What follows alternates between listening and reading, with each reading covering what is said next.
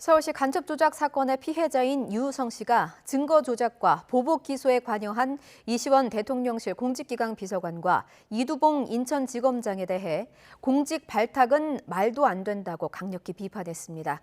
유 씨는 오늘 고위공직자 범죄수사처에서 고소인 조사를 받았는데 앞으로 본격 수사가 이뤄질 것으로 보입니다. 우철희 기자입니다.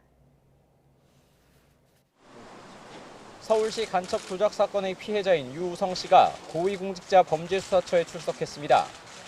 공수처에 고소장을 제출한 지 6개월 만에 검찰의 보복 기소에 대한 고소인 조사를 받기 위해서입니다.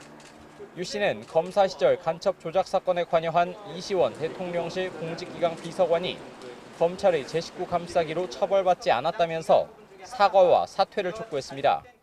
처벌을 받아야 될 사람을 지금에 와서 대한민국의 새 정부에서 공직기강으로 바로잡는 비서관이 되었습니다.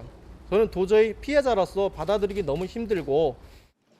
윤석열 정부 첫 검찰총장 후보군으로 꼽히는 이두봉 인천지검장에 대해서도 증거 조작이 밝혀지자 괘씸죄로 자신을 보복 기소했다면서 국민들이 공직 발탁을 허용하지 않을 것이라고 비판했습니다. 이두봉 검사를 말씀하시는 것 같은데, 저는 범죄자를 또다시 어떤 공직에 세운다는 건 말이 안 된다고 생각합니다. 공수처는 유 씨를 상대로 고소 취지 등을 물었고 유 씨 측은 보복 기소뿐만 아니라 당시 증거 조작까지 철저한 수사와 처벌을 요구한 것으로 전해졌습니다.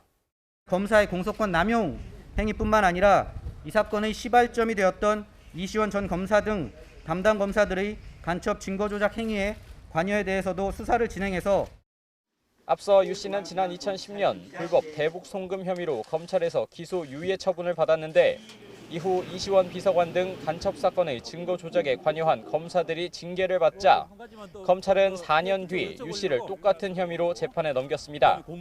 하지만 대법원은 지난해 10월 검찰의 자의적인 공소권 남용이라면서 대북 송금 혐의 무죄를 확정했고 유 씨는 이두봉 지검장 등 보복 기소를 담당한 검사와 지휘부를 직권 남용 혐의로 공수처에 고소했습니다.